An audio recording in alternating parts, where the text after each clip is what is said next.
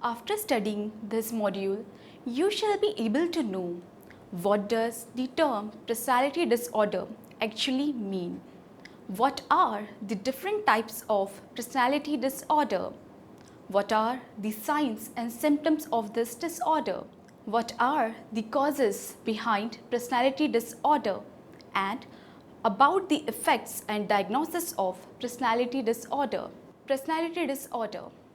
In psychological context, personality is defined as the set of enduring behavioral and mental traits that distinguish human beings. Hence, in the simplest manner, personality disorder may be defined by experiences and behaviors that differ from standards and expectation of the social culture. Personality disorder is a type of mental disorder described by persistent maladaptive patterns of behavior, thought and inner experience shown across many perspectives and differing markedly from expected by the person society. It is a form of mental disorder in which the person attains a stiff and unhealthy array of thinking, functioning and behaving. This causes significant problems and limitations, especially in relationship and social encounters. That's why such persons face trouble in perceiving and relating to situations and to the peoples. In some cases, persons with such a disorder denies of accepting the fact that they are suffering from any kind of behavioral abnormality because the way of their thinking and behaving seems them to be natural. Patterns of personality disorder develop early. These usually begin in teenage years or early adulthood. Personality disorders are of various types. Some forms may become less noticeable in middle age. Now, moving on to the history of personality disorder. Personality disorder is a term having a markedly modern meaning. The presently established meaning must be assumed in the context of historical changing classification systems such as DSM 4 and its prototypes. Theophrastus, the Greek philosopher, defined 29 character types that he noticed as deviances from the norms of society. This view lasted in the 18th century when experiments began to question the psychological concepts of character and self. During the 19th century, the term personality was explained as an individual's conscious awareness of his behavior, a condition of which could be related to altered states, for example, dissociation. Doctors in the beginning of 19th century started to recognize types of insanity that consisted of disturbed emotions and actions, however, apparently without major intellectual impairment, delusions, or hallucinations. James Cals Precard gave a similar theory and termed it as moral insanity. Moral, in this case, denoted affect, that is, emotion or mood. The German psychiatrist Koch wanted to make the concept of moral insanity a little more scientific and hence proposed in 1891 the phrase psychopathic inferiority, theorized to be a hereditary disorder. It referred to recurrent and firm patterns of transgression or dysfunction in the lack of obvious mental retardation or illness. During the 20th century, Emil Kraepelin, another German psychiatrist, incorporated a section on psychopathic inferiority in his prominent work. He proposed six types of personalities, namely excitable, eccentric, unstable, swindler, liar, and quarrelsome. David Henderson, a psychiatrist, published The Theory of Psychopathic States in 1939, which resulted in contributing to the term that became widely associated with antisocial behavior. Towards the mid of 20th century, psychoanalytic theories were given by Sigmund Freud and some others. This comprised the concept of character disorders, which were perceived as persistent problems related not to specific symptoms but to prevalent internal struggles or derailments of normal childhood development. Character disorders were usually assumed as weaknesses of character or willful deviation and were distinguished from neurosis to psychosis. The word borderline originated from the fact that some persons were lying on the edge of those two classes.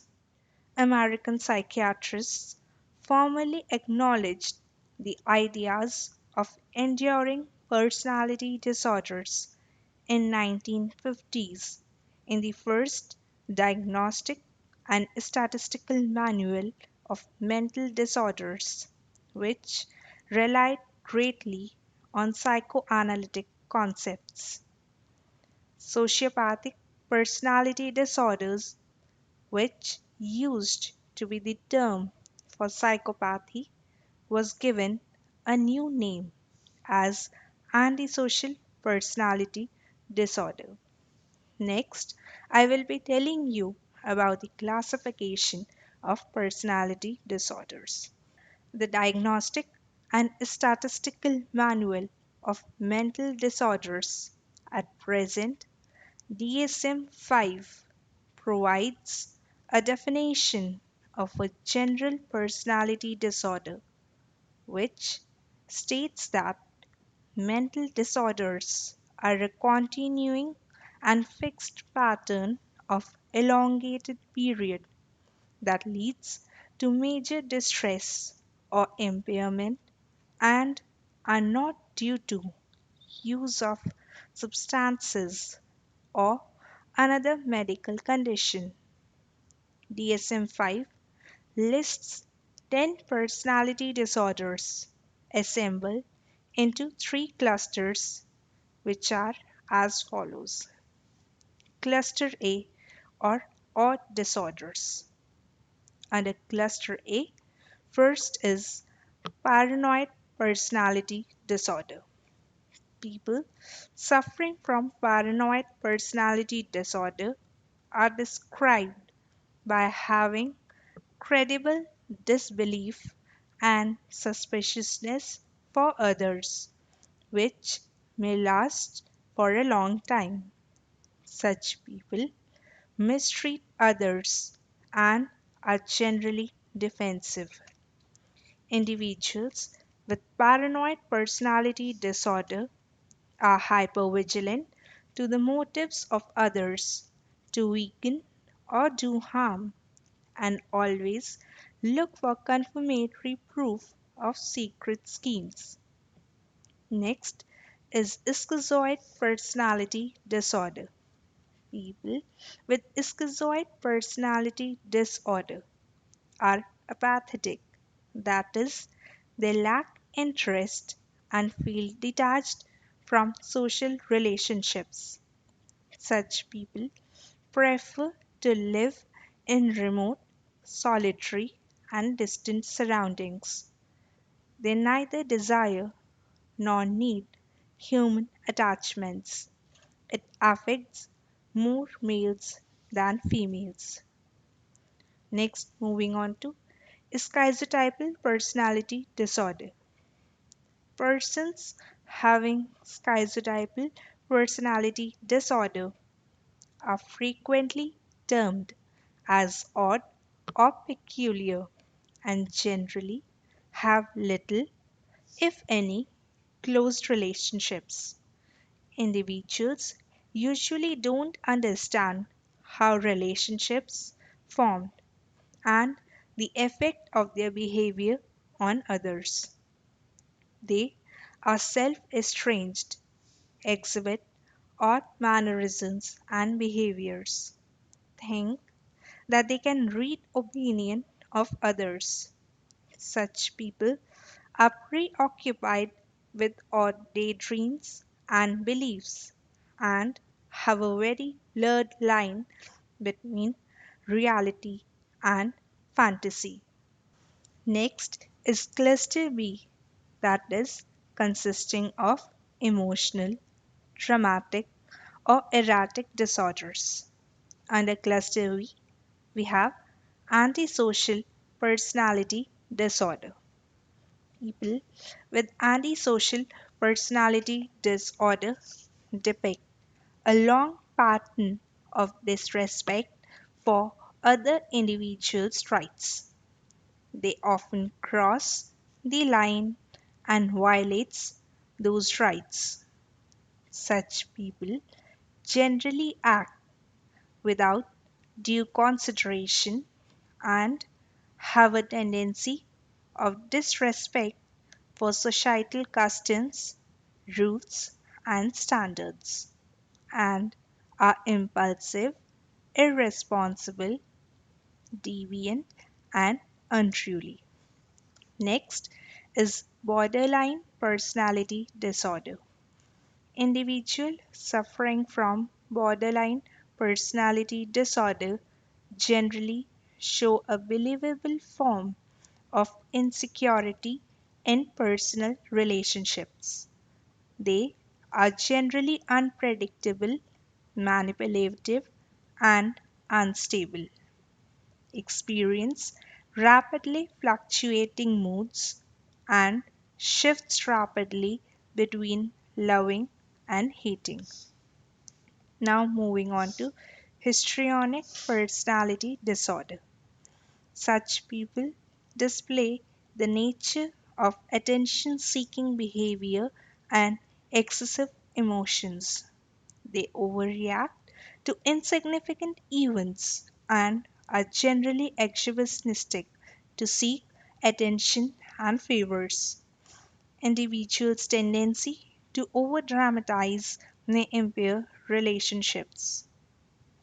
Next, moving on to narcissist personality disorder.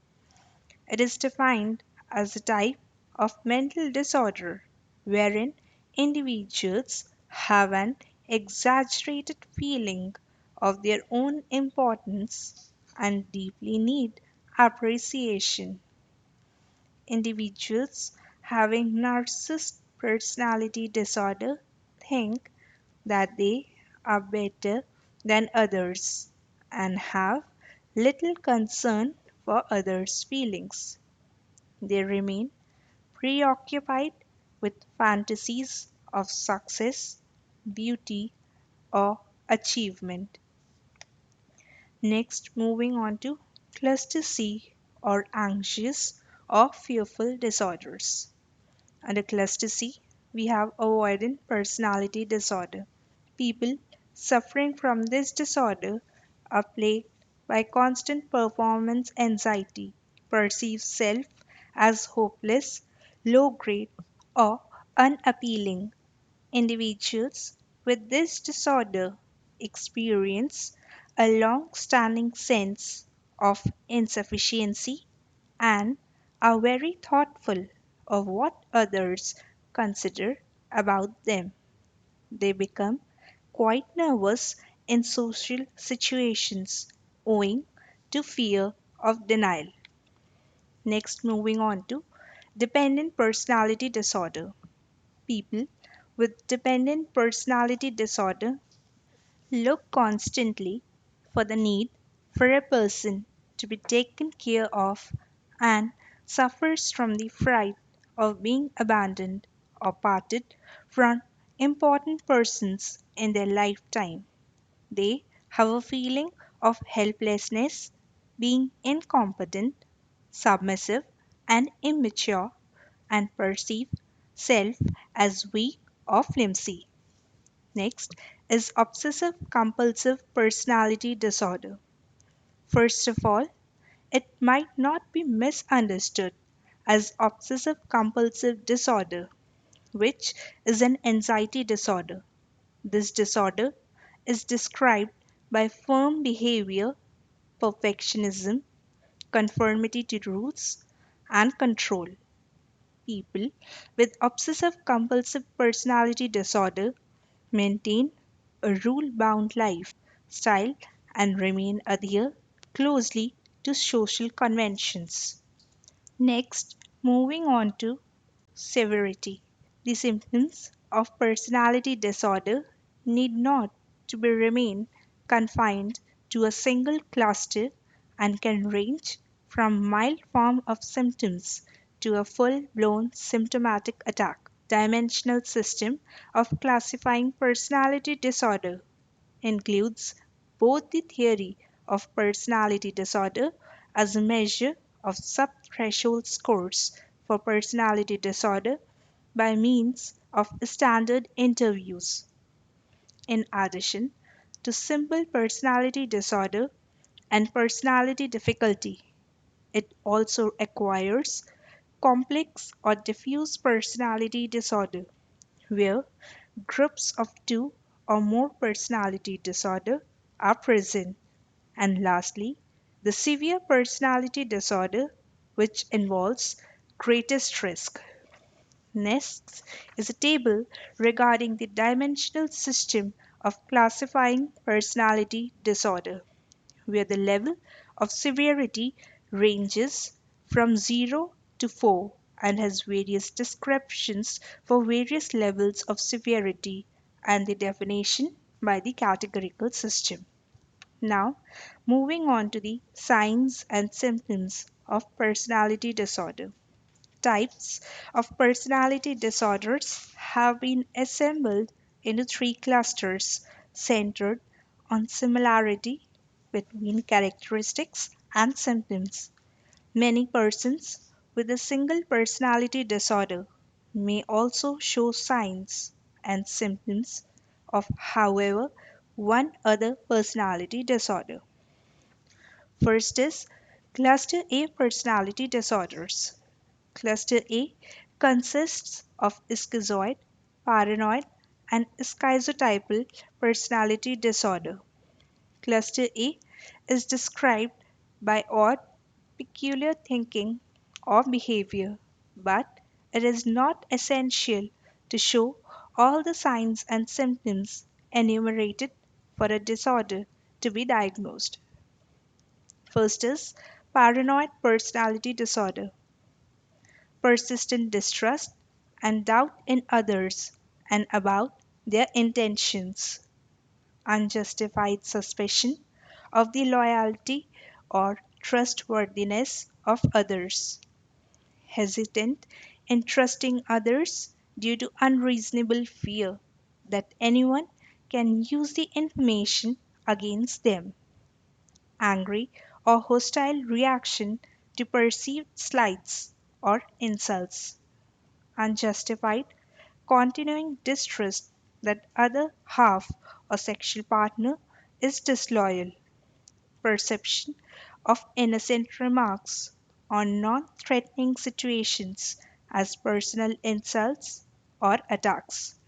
Next, moving on to schizoid personality disorder, dearth of attention in social or personal relationships, desiring to be unaided, narrow range of emotional appearance, being cold or indifferent to others, and lastly, incompetent to take liking in most activities.